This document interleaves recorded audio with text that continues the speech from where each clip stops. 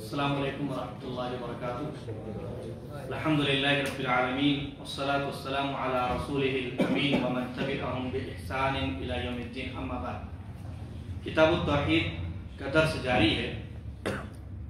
پہلے درس میں کتاب التوحید کا پہلا باب ہم نے پڑھا، جس کا عنوان تھا توحید کے وجوب کا باب۔ پہلے باب کا یہ عنوان کیوں رکھا گیا؟ سب سے پہلا باب یہ کیوں قائم کیا گیا؟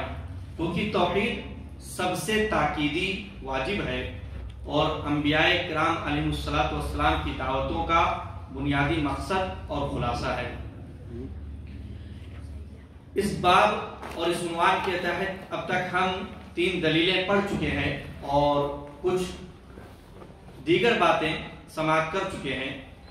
آگے کہتے ہیں چوتھی دلیل، توحید کے وجوب کی چوتھی دلیل اللہ تعالیٰ کا یہ فرمان ہے وَاعْبُدُوا اللَّهَ وَلَا تُشْرِكُوا بِهِ شَيْئًا، اور اللہ تعالیٰ کی عبادت کرو اور اس کے ساتھ کسی کو شریک نہ کرو۔ اس آیت میں شیئن کا لفظ استعمال کیا اللہ رب العالمین نے۔ یہ نہی کے سیاق میں نکرہ ہے، نہی یعنی منع کیا گیا اور نکرہ ہے۔ عربی زبان میں ایک ہوتا معرفہ اور ایک ہوتا نکرہ۔ اگر اسی پر الف لام ہوتا الشیء تو معرفہ ہو جاتا، اور چونکہ الف لام اس پر نہیں اس لیے یہ نکرہ ہے۔ تو جب عربی زبان میں منع کرنے کے ساتھ یہ اس طرح کا الفاظ استعمال ہوتا ہے تو اس کا فائدہ عموم کا فائدہ ہوتا ہے، یعنی ساری چیزیں، سارے عام لوگ، ہر کوئی اس کے اندر شامل ہے۔ یعنی نہ کوئی نبی، نہ فرشتہ، نہ ولی، بلکہ دنیا کی کوئی بھی شے ہو اللہ تعالیٰ کے ساتھ اس کو شریک نہیں ٹھہرایا جا سکتا۔ کوئی بھی ہو، ساری چیزیں اس میں داخل ہیں۔ 5ویں دلیل ارشاد الہی ہے قُلْ تَعَالَوْا أَتْلُ مَا حَرَّمَ رَبُّكُمْ عَلَيْكُمْ أَلَّا تُشْرِكُوا بِهِ شَيْئًا۔ آپ کہیے کہ آؤ تم کو وہ چیزیں پڑھ کر سناؤں جن کو تمہارے رب نے تم پر حرام فرما دیا ہے، وہ یہ کہ اللہ تعالیٰ کے ساتھ کسی چیز کو شریک مت ٹھہراؤ، کسی چیز کو شریک مت ٹھہراؤ۔ تو اس میں بڑی وضاحت کے ساتھ اس بات کا ذکر کیا کہ اللہ کے ساتھ کسی کو شریک نہیں ٹھہرانا ہے۔ 6ٹھی دلیل توحید کے وجوب کی، اللہ رب العالمین کو اکیلا ماننے کی۔ عبداللہ بن مسعود رضی اللہ عنہ فرماتے ہیں جو شخص نبی صلی اللہ علیہ وسلم کی سر بمہر وصیت ملاحظہ کرنا چاہتا ہے، سر بمہر وصیت یعنی بند کر کے مہر لگایا ہوا، یعنی اوریجنل اصلی چیز آپ لینا چاہتے ہیں، کہتے تو وہ اللہ تعالیٰ کا یہ فرمان پڑھ لے۔ اللہ نے فرمایا قُلْ تَعَالَوْا أَتْلُ مَا حَرَّمَ رَبُّكُمْ عَلَيْكُمْ أَلَّا تُشْرِكُوا بِهِ شَيْئًا، یہاں تک، یعنی یہ آیت کا پہلا حصہ ہے اور 3 آیتیں مکمل وَأَنَّ هَذَا صِرَاطِ مُسْتَقِيمًا فَاتَّبِعُوهُ، اور یہ کہ یہ دین میرا راستہ ہے جو مستقیم ہے، سیدھا ہے، سو اس راہ پر چلو۔ صراط کا جو لفظ استعمال ہوا صراطی، صراط یعنی راستہ، راہ کی اضافت، اس لفظ کی اضافت، میرا راستہ، تیرا راستہ، اللہ کا راستہ، تو یہ جو نسبت ہو رہی ہے اللہ میرا تیرا، تو اس کو اضافت کہتے ہیں۔ تو یہ اضافت کبھی اللہ کی طرف ہوتی ہے کیونکہ اللہ تک پہنچانے والا ہے، کہتے ہیں اللہ کا راستہ کیونکہ اللہ تک پہنچانے والا ہے، اور چونکہ اللہ نے ہی اسے بندوں کے لیے وضع کیا ہے، بنایا ہے، یہ راستہ اللہ تک پہنچتا ہے، لہذا کہا گیا وَأَنَّ هَذَا صِرَاطِي، اور یہ کہ یہ دین میرا راستہ ہے۔ اللہ نے کہا یہ کہ یہ دین میرا راستہ ہے۔ دوسری بات اس پر چلنے والے کی طرف ہوتی ہے کہ جو شخص اس راستے پر چلتا ہے اس کی طرف اس صراط کی، اس راستے کی اضافت کر دی جاتی ہے کیونکہ وہ اس پر چلتے ہیں۔ اللہ نے کہا صراط الذین انعمت علیہم، ان لوگوں کی راہ کی طرف جن پر تو نے انعام کیا، تو جو چل رہے ان کے راستے کی طرف، تو اضافت نسبت ان کی طرف کی گئی۔ اور یاد رہے نجات کا راستہ صرف ایک ہے، متعدد نہیں، صرف ایک ہے۔ کہتے ہیں صراط الذین صراطی، اضافت تو کئی طرح سے کی جا رہی ہے، اللہ کی طرف بھی، چلنے والوں کی طرف بھی، اور دوسری اضافتیں بھی، لیکن نجات کا راستہ صراط ایک ہی ہے، متعدد نہیں، اور بقیہ متفرق ہے، جدا جدا ہیں، وہ نجات کے راستے نہیں ہیں۔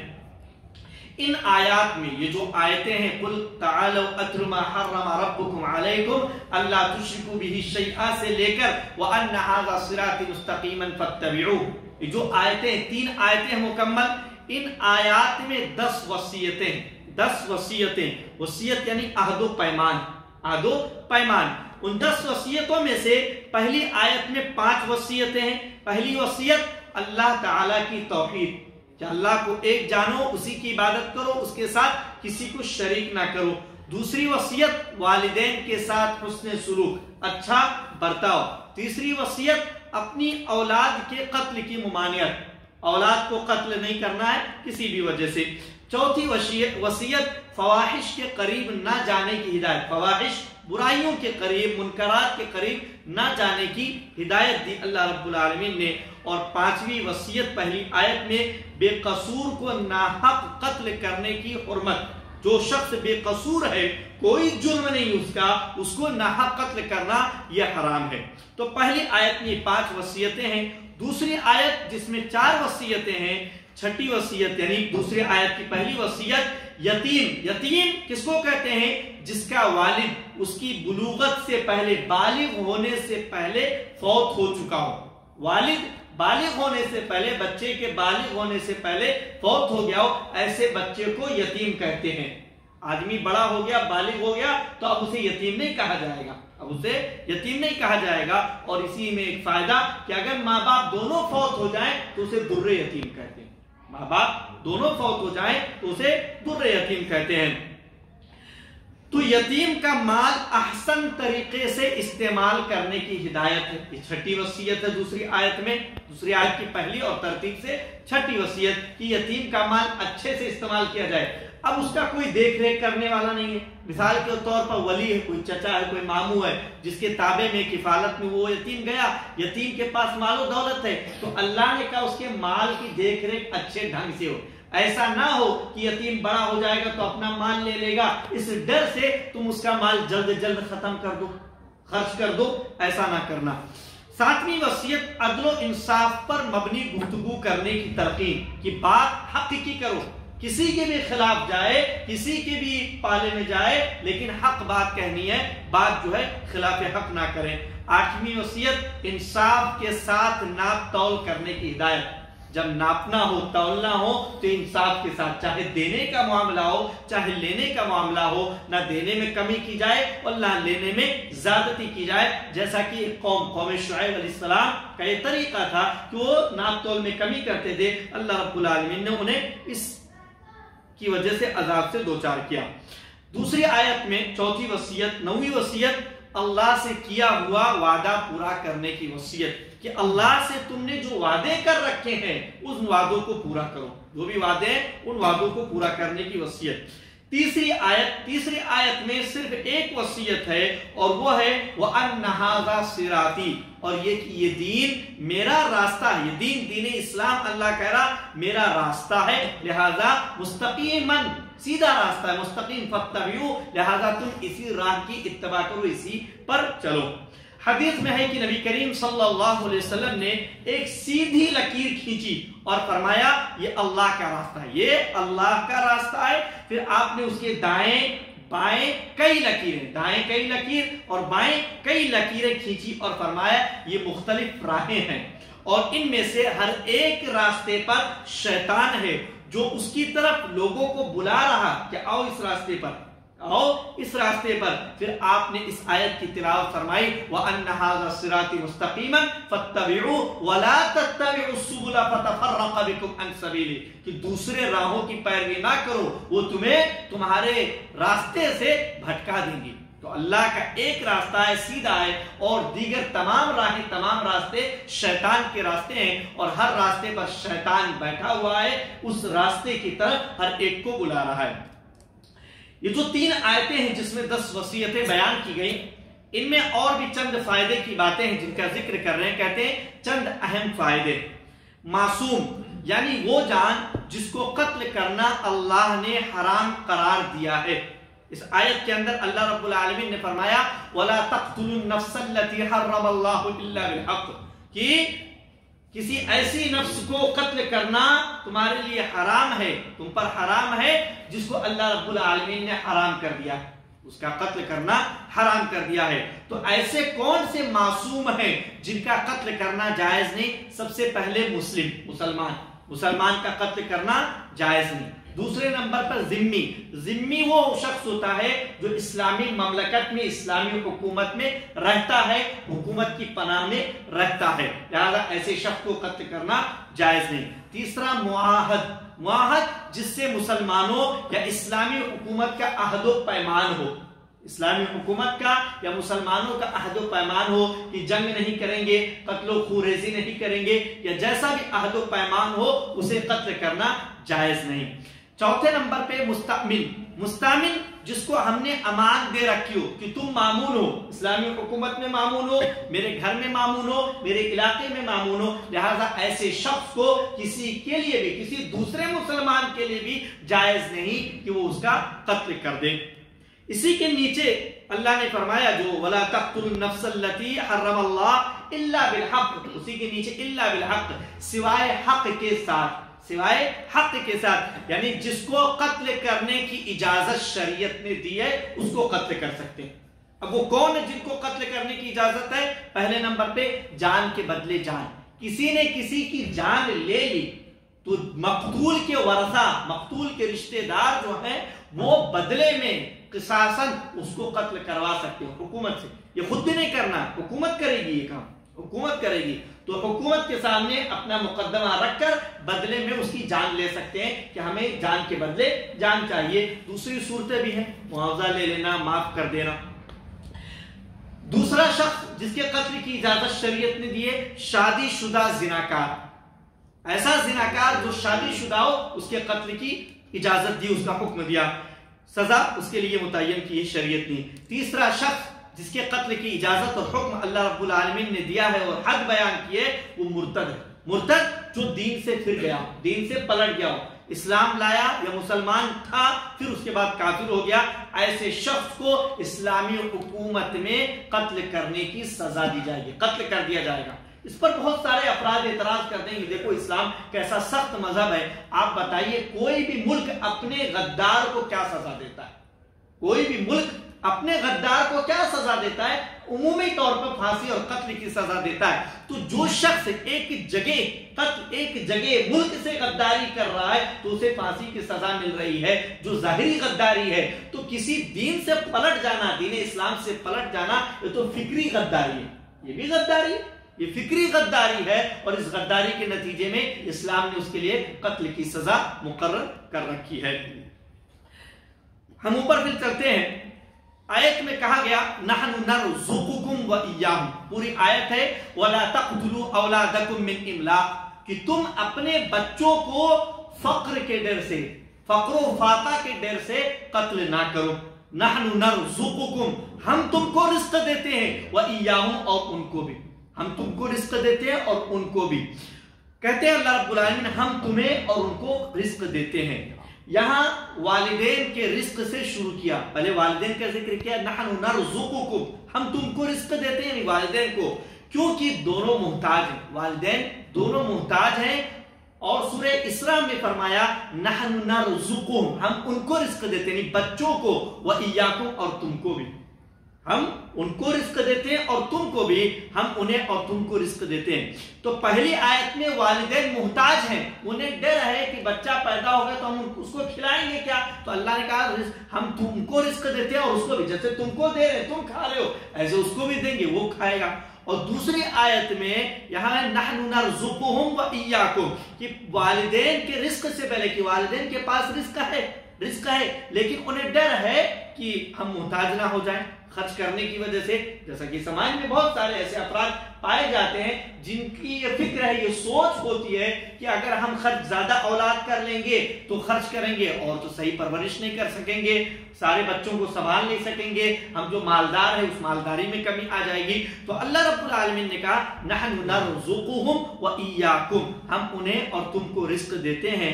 یہاں والدین کے رزق سے پہلے اولاد کے رزق کا ذکر کیا، پہلے اولاد کے رزق کا ذکر، ان کو رزق ہم دیتے ہیں کیونکہ دونوں مالدار ہیں، والدین مالدار ہیں تو انہیں ڈر ہے لیکن محتاجی کا خوف ہے، محتاجی کا ڈر ہے کہ ہم محتاج نہ ہو جائیں گے، اس لیے کہا کہ ان کو رزق ہم دیتے ہیں، تم نہیں دیتے ہیں، تمہیں ڈرنے کی ضرورت نہیں ہے۔ اگلی آیت میں، اگلے حصے میں کہا اشد، اشد کا لفظ ہے، اور قرآن کریم کی آیت میں ہے وَلَا تَقْرَبُوا مَالَ الْيَتِيمِ إِلَّا بِالَّتِي هِيَ أَحْسَنُ حَتَّى يَبْلُغَ أَشُدَّهُ، کہ یتیم کے مال کے قریب بھی نہ جاؤ مگر اچھے طریقے سے، اچھے طریقے سے، حَتَّى يَبْلُغَ أَشُدَّهُ، یہاں تک کہ وہ پختگی کی عمر کو پہنچ جائے، پختگی کی عمر کو پہنچ جائے۔ تو اشد کا مطلب ہے پختگی کی عمر۔ آیت کریمہ میں اشدہ سے مراد بلوغت کے ساتھ، بالغ ہونے کے ساتھ ساتھ مال کے اندر حسن تصرف کی صلاحیت رکھتا ہو، اچھی طرح مال کو خرچ کرنے کی بھی صلاحیت اس کے پاس ہو۔ بالغ جیسے ایک آدمی ہوتا ہے پاگل ہے، دماغ صحیح نہیں اس کا، بالغ وہ بھی ہو جاتا ہے، ایسے شخص کو مال اس کے حوالے نہیں کیا جائے گا۔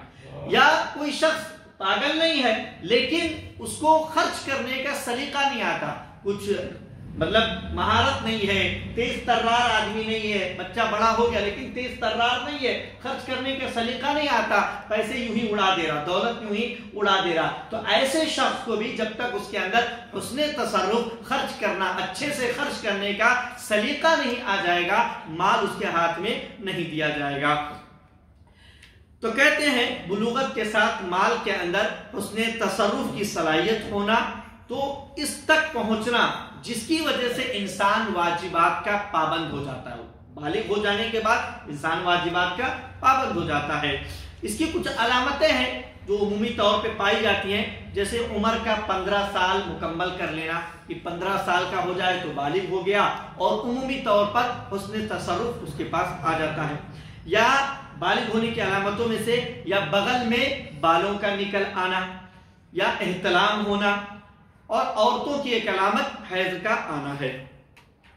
تو یہ جو تینوں آیتوں میں 10 وصیتیں اور یہ اہم باتیں جو بیان کی گئیں، ان کے تعلق سے اللہ فرماتا ہے ذالکم وصاکم بہ لعلکم تذکرون، ذالکم وصاکم بہ، ان چیزوں کے ذریعے تم کو، ان چیزوں کی تمہیں وصیت کی گئی، لعلکم تذکرون، تاکہ تم نصیحت پکڑو۔ تو لفظ وصیت، وصاکم، وصیت کا استعمال کیا، وصیت یہاں عہد کے معنی میں، وعدہ کے معنی میں، عہد و پیمان کے معنی میں ہے، اور وصیت عہد کے معنی میں اسی وقت استعمال ہوگی جب وہ کسی انتہائی اہم شے کے بارے میں ہو، انتہائی اہم معاملہ ہوگا، تب وصیت کے لفظ کو عہد و پیمان کے معنی میں استعمال کرتے ہیں۔ ابن مسعود رضی اللہ عنہ نے یہ کیوں کہا کہ یہ آیت نبی صلی اللہ علیہ وسلم کی وصیت ہے جبکہ آپ نے کوئی وصیت نہیں کی؟ ہم نے اوپر پڑھا جس کے اندر 6 دلیل میں عبداللہ بن مسعود فرماتے ہیں جو شخص نبی کریم صلی اللہ علیہ وسلم کی سر بمہر وصیت ملاحظہ کرنا چاہتا ہے تو وہ اللہ کا تعالیٰ کا یہ فرمان پڑھ لے۔ تو انہوں نے کیوں کہا اللہ کے رسول کی وصیت، حالانکہ اللہ کے رسول نے وصیت نہیں کی؟ کہتے ہیں پہلی بات اس لیے کہ ان کا خیال ہے کہ یہ آیات دین کے سبھی امور کو شامل ہیں اور یہ بڑی عظیم آیات ہیں، اور یہ بڑی عظیم آیات ہیں، اس لیے ان کو اللہ کے رسول صلی اللہ علیہ وسلم کی وصیت سے تعبیر کیا۔ دوسری بات، کیونکہ یہ اللہ کی وصیت ہے، اللہ نے کہہ رہا وصاکم، تم کو اللہ نے وصیت کی، یہ اللہ کی وصیت ہے، ذالکم وصاکم بھی، اللہ تعالیٰ نے تم کو تاکیدی حکم دیا ہے، اور نبی صلی اللہ علیہ وسلم اللہ کی جانب سے پہنچانے والے ہیں، تو گویا یہ اللہ کے رسول کی وصیت ہوئی۔ 7ویں دلیل کس بات کی؟ 7ویں دلیل، 7ویں دلیل کس بات کی؟ 7ویں دلیل کس بات کی؟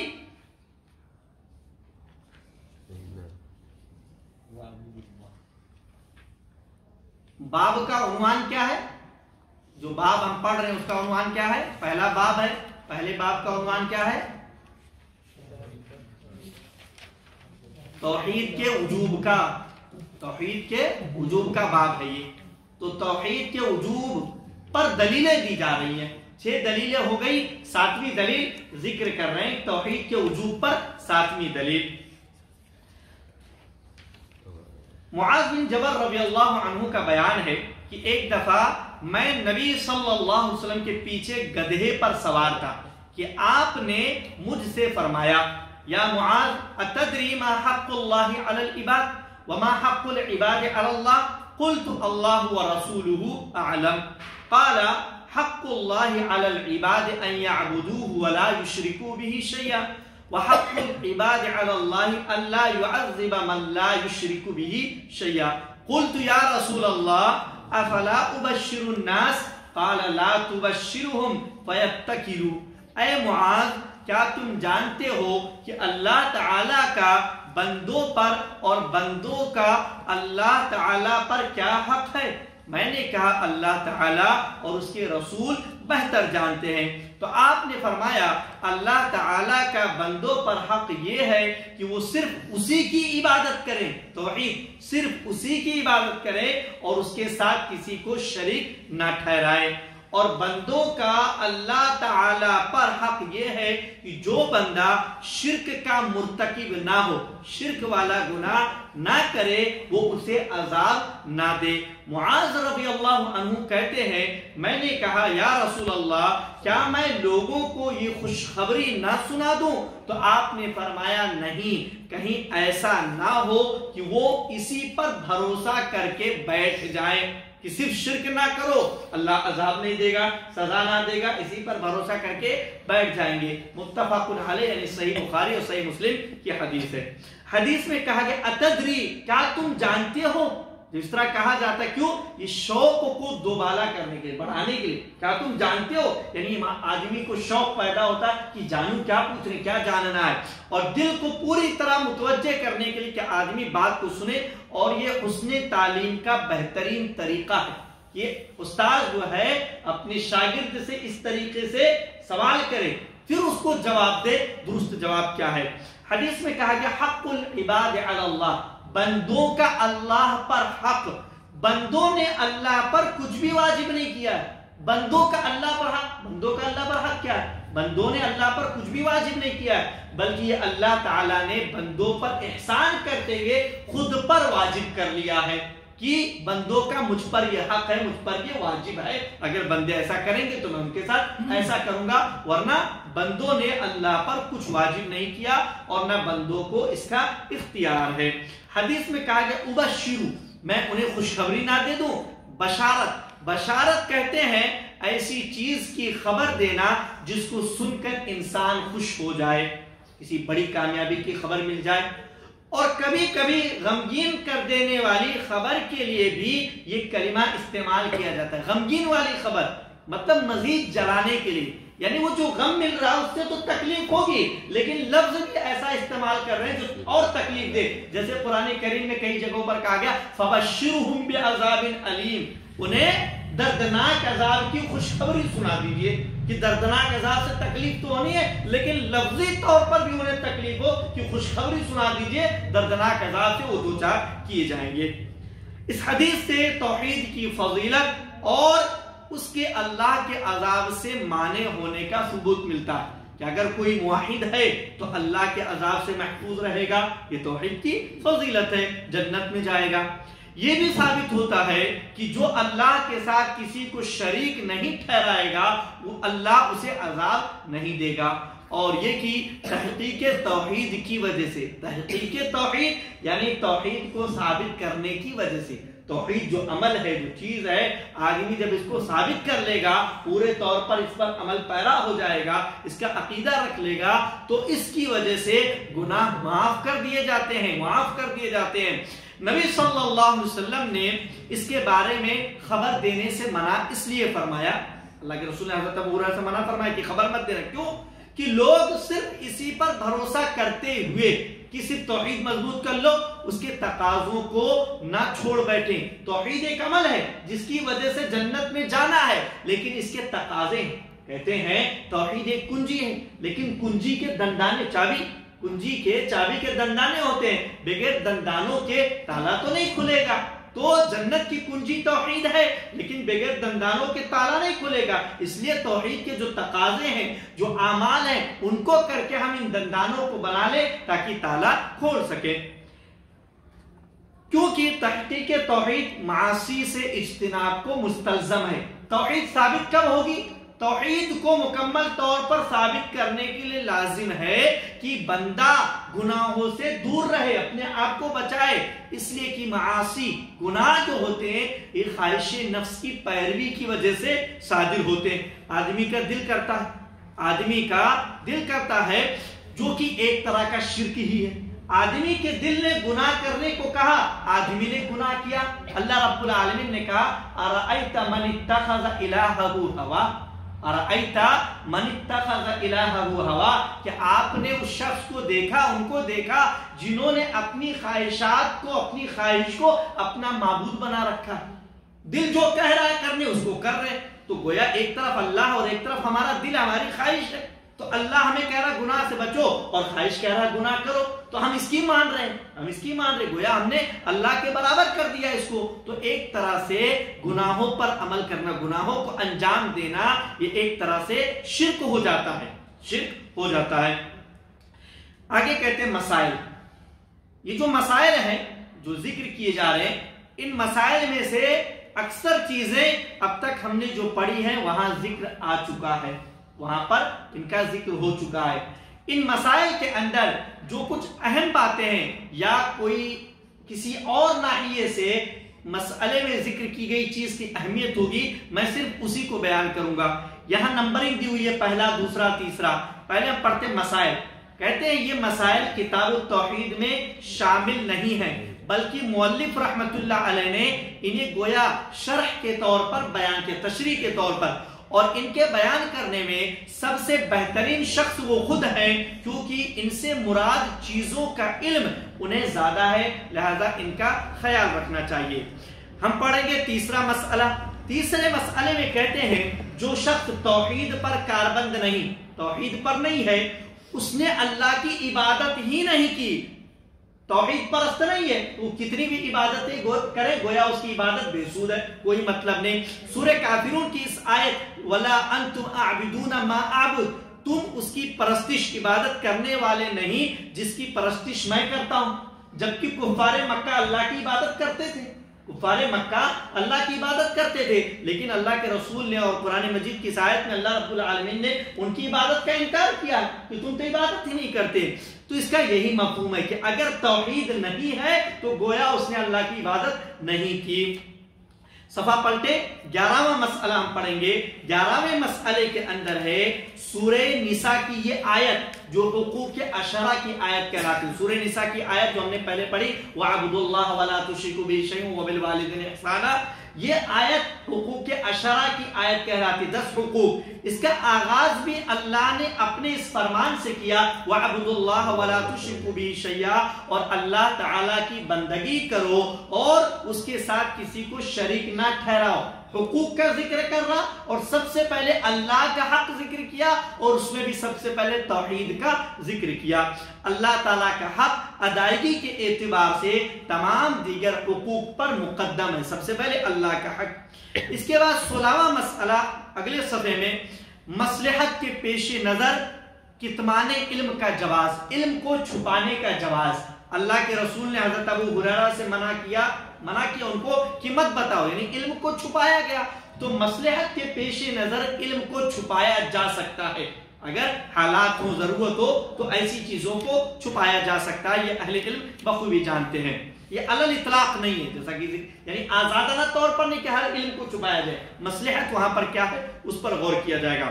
17واں مسئلہ، کسی مسلمان کو ایسی خبر دینا مستحب ہے جس سے وہ خوش ہو جائے، مسلمان کو ایسی خبر دینا جو اس کی خوشی کا باعث ہو، یہ مستحب ثواب کا کام ہے۔ یہ اس حدیث کے سب سے بہترین اور عمدہ فوائد میں سے ایک ہے، جو حدیث حضرت ابو ہریرہ رضی اللہ عنہ کی ہم نے پڑھی اس میں سے سب سے بہترین اور عمدہ فوائد میں سے ایک ہے۔ 20واں مسئلہ، 20ویں مسئلے میں کہتے ہیں کسی کو علم سکھانا اور کسی کو اس سے محروم رکھنے کا جواز۔ آپ نے کوئی بات علم کی کوئی بات، کوئی علمی مسئلہ کسی کو سکھایا اور کسی کو اس سے محروم رکھا، یہ جائز ہے حالات کے پیش نظر۔ اللہ کے رسول نے حضرت ابو ہریرہ رضی اللہ عنہ کو وہ بات بتلائی اور دوسروں کو نہیں بتلائی، تو کس کو کون سی بات بتلانی ہے اور نہیں بتلانی ہے، یہ حالات مصلحت کے پیش نظر یہ جائز ہے۔ اہل علم کن جگہوں پر چھپانا ہے، کن جگہوں پر بتلانا ہے، کن کو بتلانا ہے، کن کو نہیں بتلانا، اس کا اپنے اعتبار سے فیصلہ کرتے ہیں۔ آج کے درس کا اسی پر اکتفا کرتے ہیں۔ اللہ رب العالمین سے دعا گوں کہ ہم تمام لوگوں کو تحقیق توحید میں ثابت قدم رہنے کی توفیق عطا فرمائے۔ آمین، تقبل یا رب العالمین، وآخر دعوانا ان الحمد للہ۔